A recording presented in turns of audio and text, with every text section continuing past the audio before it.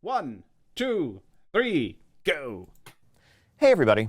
It has been an amazing month Hi, for World of Ian. Warcraft. How's it going? Ever since WoW Classic launched on August 26th, we've seen millions of players around the world jump in to explore Azeroth as it stood before the Cataclysm. Yeah, pretty much. Whether you're revisiting old memories or experiencing it for the very first time, it's been humbling for the team to share in the community's passion and enthusiasm around this classic experience. We've seen players hit max level. We have seen Onyxia and Ragnaros fall. Several Sulfuruses have been crafted around the world. We've even heard about a couple of epic BOEs ninja looted. Shame on you. And many Devil Swords have fallen and donated their leather to fuel the server's economy of Devil Sword leather.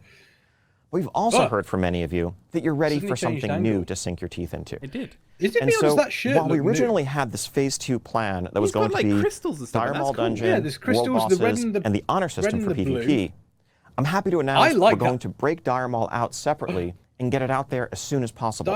In fact, just a couple of weeks from now, the week of October 15th, the Dire Maul Dungeon will go live worldwide.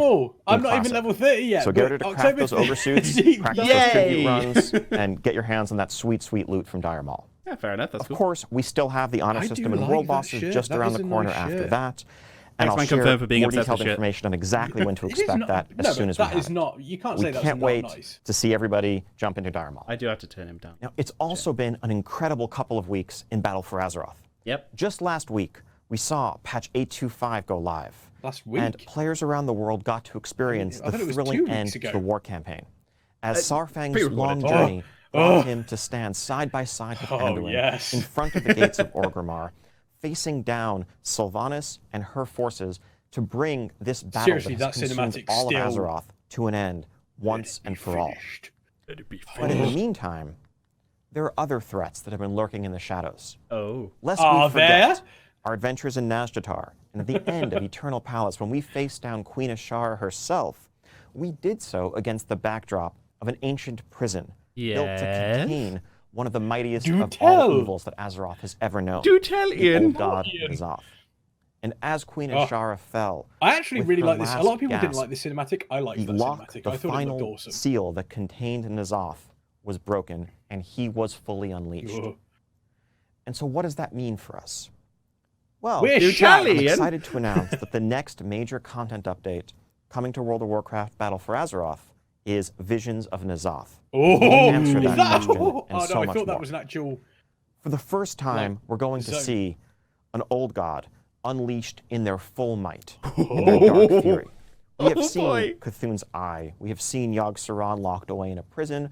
We have heard of Ysarge, who perished long ago. But now, for the first time, we are contending with an old god that is fully free of all shackles. Visions. To roam Azeroth, to reach out with his tentacles and tendrils and plot and plan. Does this mean this is the beginning of what's going to happen? That keeps us safe. I have no idea. That is the threat that we face in Visions of N'Zoth. Let's find out. Tell us more, Ian. Ny'alotha, the sleeping city, the dreaming city, as some have called it. That is very reminiscent of Anchorage. It is this alternate world inhabited by the old gods and their minions. No way! It's not a distant location for us to travel to via a starship or a portal. That's Orgrimmar. It's in fact all around us, on the other side of this thin veil. And what N'Zoth is doing the gate of the is setting tearing sun. that veil down, bringing horrible nightmares and dark visions of a future in which the forces of the old god ascendant into our world. And if we don't stop him, there will be nothing left of Azeroth to defend. Because this has been a battle for Azeroth between the Alliance and Horde, but it's also always been a battle for the safety of Azeroth, for the future of Azeroth. Oh yeah, battle for Azeroth. It's not, it's a double meaning. And this now is coming to Battle for Azeroth. It was against the Alliance and the Horde. I'm not so impressed about that. Like, it's like, oh, it is. It's like containing. Wow, okay. That's awesome. That is awesome. The Titans have always been our world's last bulwark against the assault of the old gods. Now they're gone. And so, of course, those facilities are being assaulted by the minions of N'Zoth. Whether humanoid allies, horrible insects, or the eldritch creatures of the old gods themselves. We're going to have to rally to their defense and actually venture through these rifts into the world that N'Zoth's minions inhabit, into an alternate reality that reflects the manifestation of all of N'Zoth's goals, to analyze it, understand the power of the old gods, and destroy these visions from within. Let me talk about what that actually means in practice in terms of gameplay. Now, the first sign of N'Zoth's power that we're going to witness firsthand are assaults by his minions on two key locations in Azeroth that are home to Titan facilities. Now, these Titan facilities are our world's last defense, our final bulwark against N'Zoth coming completely into our world. We still have dragons, Ian. Plunging it into madness. So when an assault Don't forget the dragons, Ian. The zone will be overcome. So with is it only the zones that have Titanic facilities? Which is like enemies Oldham, to defeat, Ulduar, treasures to uncover, puzzles to solve, and much more. Building out this content has drawn upon everything that we've learned in making assaults and Tides of Vengeance, as well as major zones like Mechagon and Nashtatar most recently. Whoa. Okay. Now let's take a look at a couple of these locations. Yes, please. Uldum. First off, Uldum, home to the Halls of Origination, a great Titan vault. I'm glad they're bringing that back. Uldum is awesome. When an assault is active in the zone, players will rally to Uldum and battle across the zone against the old gods. Look at the now another key location in Azeroth that's home to probably a should have major narrowed that Titan down facility is the Veil of Eternal Blossoms back in Pandaria. Mogushan Vaults is what I'm referring to, of course. Now, last time we saw the Veil of Eternal Blossoms, it had been blighted with dark Shah energy unleashed by Garrosh towards the end of Mists of Pandaria. The true war chief, Now, the passage of time and the natural redemption that came at the end of that arc has finally healed those old wounds to the land. What do you mean natural redemption? The Veil redemption? stands fully restored to its original glory for all players to visit in this next content update. Then suddenly N'Zoth. I was going to say, it's been redeemed, and then it has been slammed. The Pandaren are like, oh shit! That's a dungeon. Look like this while N'Zoth is actively assaulting it. Otherwise, and in the long run, the original pristine Veil is here to stay. They're brewing Orangeade. You will want to journey here, fight off the old gods' minions, unravel the mysteries behind them, and I like we're do going everything back you into can the old to runs, thwart and these this are great assaults that are threat that's happening. facing Azeroth. Oh. Now, Visions of N'Zoth isn't just the name of this content update, it's also the name of its major new feature. Horrific By completing assaults, you'll be able to earn your way into the deepest recesses of N'Zoth's mind. Okay. Why would I want to go there? That's seeking to manifest itself. No, thank you, Ian. Azeroth. I'm good. There are these horrific visions, which are 1 to 5 player content centered around the capital cities of Orgrimmar and Stormwind, that show us an alternate reality of what might come to pass if we do not succeed. Here we see maps of Orgrimmar and Stormwind indicating the deepening corruption the farther into the cities we go. Now, when you first enter a horrific Orgrimmar, vision, no! I can virtually guarantee you're not going to make it very far. Oh, can you? Your mind will succumb to Screw N'Zoth's you, Ian. relentless assault. Yeah, you know As what your we're capable sanity of. slips away. You'll begin to experience effects, various detrimental effects, some cosmetic, some very serious mechanical hindrances, as your sanity literally is drained by being within this horrific so we're going to suffer by fixes facing off against when we're N'Zoth's going minions. into these dungeons. Like, you when will you get more have to cursed and retreat, stuff. but you'll do it taking with you the things that you've learned along the way, there's the new tentacle which will enable you to build better defenses for your future trips. Now, we're going to be working with none other than Wrathion, son of Deathwing, who knows a thing or two about corruption, because his father, of course, was famously plunged into madness. I have heard Wrathion is familiar with old god corruption. And what else does Wrathion know very well? Well, of course, legendary cloaks. And Wrathion is going to work with us to create a legendary cloak that will initially provide some sort of defense, some sort of shield against N'Zoth's sanity-draining attacks. They look cool. This will enable us to venture deeper and deeper N'Zoth's into Saturday-draining these attacks? Well, he only drains on Saturday. Earning greater rewards, also unlocking more of the mysteries behind N'Zoth's power. This cloak may actually also come in handy when you face off against N'Zoth himself. I like those banners. Those banners are pretty road. cool. Now, in addition to the legendary cloaks, you'll also be taking fragments of N'Zoth's corruption out of these horrific visions with you. You can bring them to Mother and Magni to analyze and research, which will allow you and allow them to strengthen your defenses against N'Zoth's corruption and give you new tools to battle him even and more his minions. grind. These will help your future visits into the horrific visions, allowing you to delve deeper, overcome greater threats. I mean, I like and that. weather That the looks like effects the of old his school talent sanity-draining trees. I attacks. like that. Ever since the Mage Tower in Legion, we've been looking for a way to provide a more satisfying solo progression experience and a real challenge that you can work towards on your own without needing a group of dungeon players or raiders or a battleground group at your side. I like it. And that's one of our goals, really, in crafting this Visions of N'Zoth feature and these horrific visions. This is an experience that you can go into entirely solo and work your way through, making progress further and further each time as you gain the benefit of Titan research, understand the tricks and the threats posed by N'Zoth's enemies, and eventually fully clear the vision at the end of your journey. That new model looked cool. Now, of course, you can also bring friends in with you.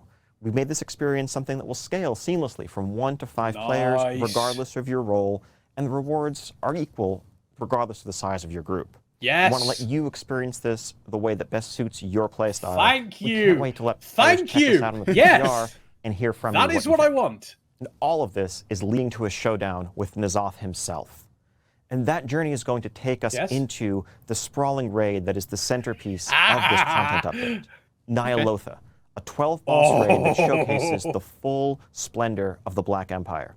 We're going to have to fight our way through the military might of N'Zoth's minions, disgusting spawning pools that have created the corruptions that we've seen across the years, the insectoid allies and minions of N'Zoth, oh, hello! those humans that have decided to embrace his cause of corruption, and much more. Oh, so she's going to be helping us for free then? Awaits the old god himself. Oh, look at that We're background. going to need all of our allies, all of our might, all that we have learned. Reuse model. Boo. And channeling the power of Azeroth herself in order to emerge triumphant and save Azeroth. Is that Tia? We also have a number of changes coming to our reward systems with Visions of N'Zoth.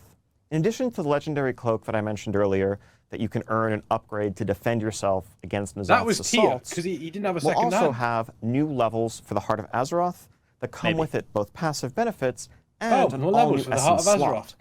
Now that slot can be filled by a number of new essences that you'll be able to earn through content such as the assaults on Uldum and Veil of Eternal Blossoms. I love the Heart of Azeroth. Our new Mythic Plus season, PvP, the Ny'alotha raid, and more. And also, as we're seeing assaults by the minions of N'Zoth on Titan forges around the world, we have to wonder, is it possible that these assaults on Titan forges might somehow change the nature of Titan forging? This is something we are still discussing, and we are working on a plan that we'll be able to roll out in the very near future. But we're excited about the idea of embracing the old god threat this time around to replace Titan forging with something a bit different, something a bit more twisted and corrupt, that also ideally works to preserve the value of item level and the correlation between I'm not a huge fan of Titan forging and all that anyway, so... Also coming in Visions of N'Zoth, I just don't like the system at long as a whole. last, are a couple of new allied races joining the Horde and the Alliance. On the Horde side, in a shock to everyone, I'm sure, we have the Vulpera. Yes! Who will be joining us. And if you've completed the Vol'dun level up quest line, and you're exalted with the Vol'dun, you'll be able to jump into Visions of N'Zoth, complete a quest line, and run around as a Vulpera of your very own. Alpaca Mount! Ha! On the Alliance side, in the meantime, the Mechanomes of Mechagon are joining their gnomish brethren. I'm not going to lie, the one on the left. Grateful for the aid that's been rendered in overthrowing the despotic rule of King Mechagon.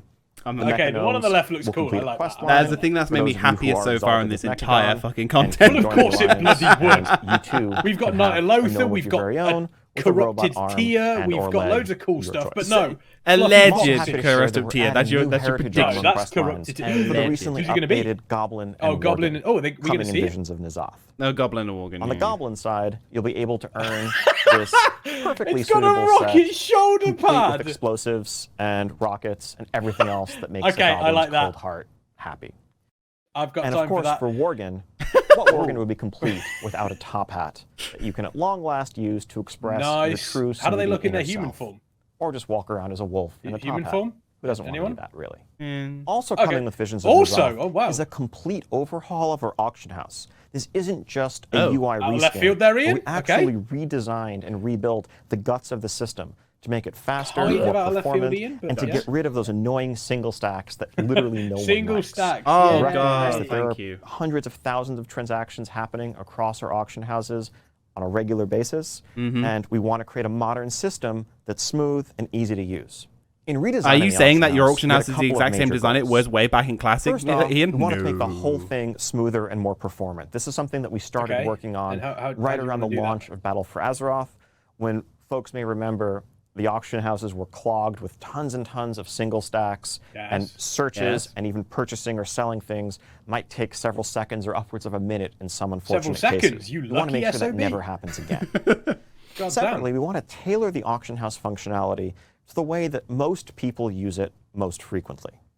And so buying raid if maps. you're just somebody who goes to the auction house periodically to buy consumables for your raid, or to sell some extra stacks of cloth or ore, we want to make that as smooth and as seamless a process as possible. Oh, have you got like, are they going to have shopping lists? The first major change that we've made is separating out stackable items to effectively create a separate commodities market. Oh, where you can just go list a stack of ore or cloth or potions. Oh, that looks and people so who are much purchasing better. them can purchase portions of a stack. There's no more sense of there's one of this and two of this. There just happen to be 117 pieces of ore at this price, listed by 7 or 8 different buyers. If you want to buy them, you can just buy 15 pieces. It'll buy part of someone's stack, send them the gold. If you've listed a stack and only part of it sold, you'll get the gold for what's sold and the remainder back in the mail to you. Oh, that is amazing. Also, we have the ability to favorite items and create a shopping list for yourself. So if you regularly forget the name of that specific cut of gem or that consumable, you can just have a checklist that you can quickly search for and buy on the go. And on the selling side, you won't have to worry about stack sizes as you're listing your goods, and undercutting is much less of a factor in the market as it plays out in practice. That's going to piss a lot of people off, because a lot of people make a lot of money from undercutting and doing all that. Improved functionality, a smoother interface, and faster responsiveness for people on all sides of the market, as well as some of the power users out there. We can't wait for people to check it out on the PTR. Well, they do. That was the point. PTR available, Ian. We'll be listening to see any further improvements we can make. So that's just some of what Visions of N'Zoth has to offer. Also coming in this content update is a heroic version of the Darkshore Warfront. Naturally. A new PvP season, Season 4 of Battle for Azeroth. Naturally. PvP and Battle for Azeroth? What is that, Ian? And a new mythic Keystone Affix that reflects N'Zoth's corrupting influence as his tendrils spread their way across Azeroth. With this corrupted affix active, when you go into a dungeon in Season 4, you'll see occasional Black Empire obelisks dotting the landscape. Interacting with one of these obelisks will pull you into an alternate world where we see N'Zoth's power ascendant, and a powerful lieutenant of his stands guard.